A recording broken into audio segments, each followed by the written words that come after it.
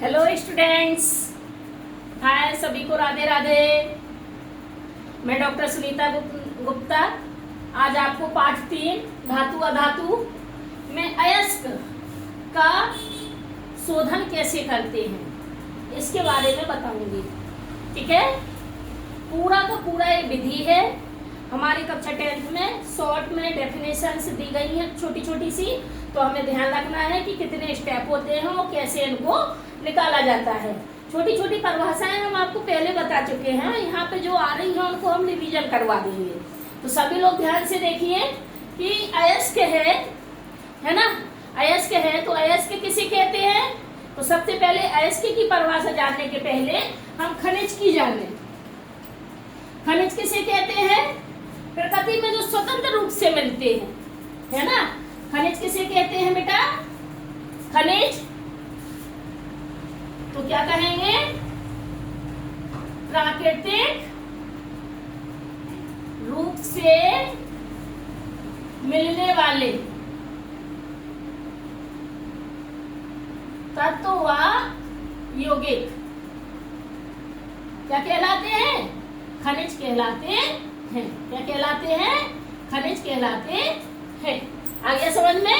प्राकृतिक रूप से मिलने वाले तत्व या यौगिक खनिज कहलाते हैं। और खनिज में कई सारी चीजें होती हैं, तो खनिज में जिसकी सबसे ज्यादा मात्रा होती है उसे अयस्क कहते हैं। तो इसकी परिभाषा क्या लिख देंगे अयस्क की?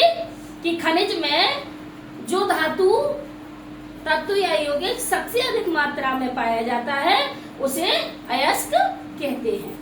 तो यहाँ पे क्या लिखेंगे? खनिज में, अयस्क में, खनिज में जिस धातु की मात्रा सबसे अधिक होती है उसे अयस्क कहते हैं। आगे ये बात समझ में? उसे क्या कहते हैं? अयस्क कहते हैं। अयस्क कितने प्रकार के होते हैं? हमने सक्रियता श्रेणी में पढ़ा है। 3 प्रकार के होते हैं। उच्च अभिक्रियाशील धातुएं, मध्यम अभिक्रियाशील धातुएं और निम्न अभिक्रियाशील धातुएं। तो उच्च अभिक्रियाशील धातुएं कौन सी हैं? वो इटरे की ध्यान करेंगे। काशीनाथ का माली आलू जरा फीके पकाता है, लेड कॉपर हटाओ, चांदी सोना लाओ। आएगा समझ में? इस ट्रिक से सक्रियता श्रेणी से हम अयस्क, उच्च अभिक्रियाशील, मध्यम और निम्न अभिक्रियाशील को अलग अलग कर लेते हैं। तो क्या कहेंगे? काशीनाथ का माली, काशीनाथ का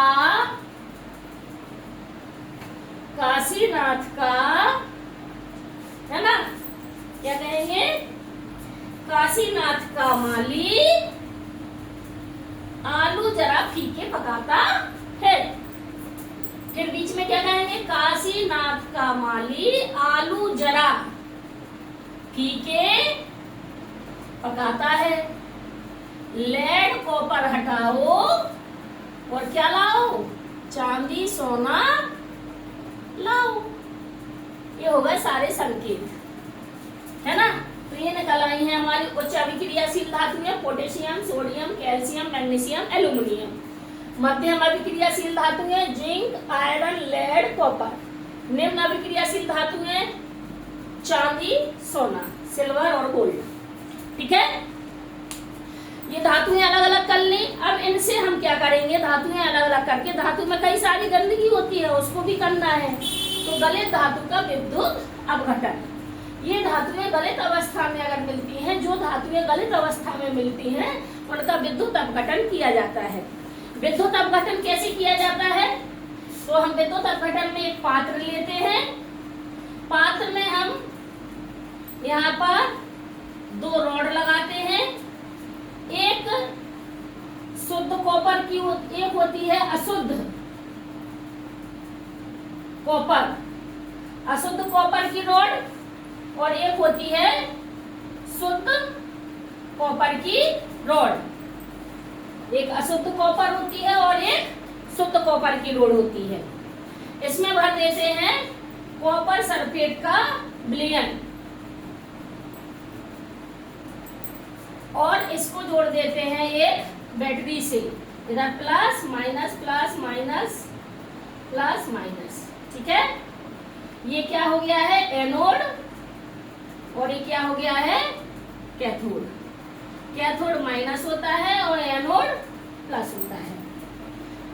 अब अशुद्ध कॉपर क्या करेंगे, ये प्लस आयन के कॉपर अशुद्ध, जब इसमें हम बैटरी लगा देते हैं तो ये एक विद्युत अपघट्य का चित्र कहलाता है। कॉपर का विद्युत अपघट्य, कॉपर के विद्युत अपघट्य को जब स्टार्ट किया जाता है तो यहाँ से कॉपर कहाँ करते हैं, कैथोड की ओर मूव करते हैं, कैथोड की ओर जाते हैं, इसे हम विद्युत अपघटन कहते हैं। और कैथोड की ओर जाएंगे तो शुद्ध कॉपर कहाँ जमा हो गया, कैथोड पर जमा हो गया।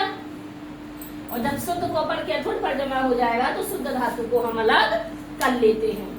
आया समझ में ये पूरी प्रक्रिया कैसे क्या करते हैं। एक पात्र लेते हैं, पात्र में एक एनोड लेंगे एक कैथोड लेंगे, है ना। इसमें कॉपर सल्फेट का विलयन भरेंगे, बैटरी से जोड़ देंगे।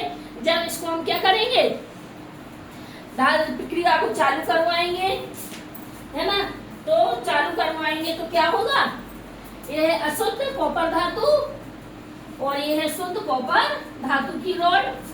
और जब इसमें इलेक्ट्रोड में हम बीच में बैटरी जोड़ के विद्युत अपघटन कराते हैं तो कॉपर आयन कहा, शुद्ध कॉपर आयन कैथोड की ओर एकत्रित हो जाते हैं। इस विधि को विद्युत अपघटन विधि कहते हैं। गलित अवस्था में मिल जाएगा।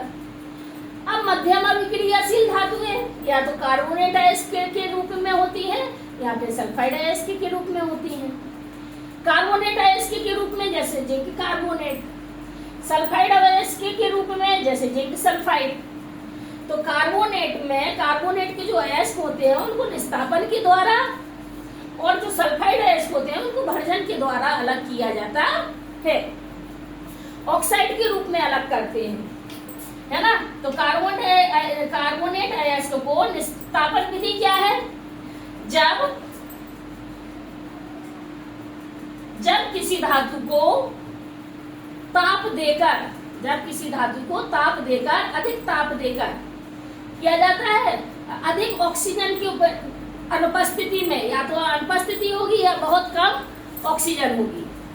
निस्तापन क्या है, ऑक्सीजन की अनुपस्थिति या ऑक्सीजन बहुत कम, है ना। तो ऑक्सीजन की अनुपस्थिति में ऑक्साइड, धातु का ऑक्साइड ZnO बनाया जाता है, तो इसे निस्तापन कहते हैं। भर्जन किसे कहते हैं, जब सल्फाइड अयस्क को अधिक ऑक्सीजन की उपस्थिति में, अधिक बहुत ज्यादा ऑक्सीजन ले रहे हैं, देखो ये ले लिया 3O2, बहुत ज्यादा ऑक्सीजन ले लिया, अभी के जब बहुत ज्यादा ऑक्सीजन की उपस्थिति में भर्जन करते हैं तो जिंक ऑक्साइड या धातु का ऑक्साइड प्राप्त होता है। तो यहाँ पे निस्तापन का मतलब क्या होता है, ऑक्सीजन की अनुपस्थिति या फिर बहुत कम। और यहाँ क्या लिखेंगे, ऑक्सीजन की अधिक उपस्थिति। यही अंतर है बेटा। इसमें अंतर अगर आपसे पूछा जाए कि निस्तापन और भर्जन में अंतर लिखिए तो आपको यही लिखना है कि ऑक्सीजन की अनुपस्थिति में अभिक्रिया कराने पर धातु का ऑक्साइड मिलता है, उसे निस्तापन कहते हैं। भर्जन में लिखेंगे अधिक ऑक्सीजन की उपस्थिति में क्रिया कराने पर और धातु का ऑक्साइड मिलता है, भर्जन कहलाता है। उदाहरण ये दोनों लिख लेंगे, ZnCO2, ZnO plus CO2, ZnS plus 3O2, ZnO plus SO2 gas. ऊपर चिन्ह लगाएंगे तो ये गैस कहलाती है। तो इसको कहते हैं धातु का ऑक्साइड। अब धातु के ऑक्साइड का क्या करेंगे, अपचयन, धातु में अपचयन करेंगे। अपचयन क्या कहलाता है, एक रेडॉक्स अभिक्रिया है। तो आपको हमने अपचयन का मतलब रिडक्शन होता है, क्या होता है, रिडक्शन, यानी O2 को हटाना और दूसरी परिभाषा क्या लिखेंगे, और H2 को जोड़ना। क्या कहलाता है, क्या कहलाता है, धातु का अपचयन कहलाता है। फिर क्या करेंगे, निर्वात या धातु का शोधन करेंगे। अब जब हमने यहाँ पर अपचयन हो गया धातु का, तो धातु का शोधन करने के लिए धातु को अच्छा गर्म करेंगे और गर्म करने के बाद पानी में डाल देंगे तो क्या होगी, धातु का शोधन हो जाएगा। यही प्रक्रिया कहलाती है निर्वात। क्या कहा हमने, एक कील ली और कील को अच्छा गर्म कर लिया और एक कटोरे में पानी लिया और पानी में गर्म अच्छी लाल कील को हमने डाल दिया, तो हमें धातु जो शुद्ध प्राप्त हुई, इसी को क्या कहते हैं, धातु का शोधन कहते हैं। अगला क्या है, निम्न अभिक्रियाशील धातु है सल्फाइड आयंस, यही आ जाएगा आपका भर्जन धातु व परिष्करण। सभी को समझ में आया बेटा? इसको अच्छे से आप लिख लीजिए, याद करके आना है सभी को। यदि आपको हमारा वीडियो अच्छा लगता है तो लाइक करिए, सब्सक्राइब करिए, शेयर करना बिल्कुल मत भूलिए और BC classes doctor Sunita Gupta को यूट्यूब पर ज्वाइन जरूर कर लीजिए।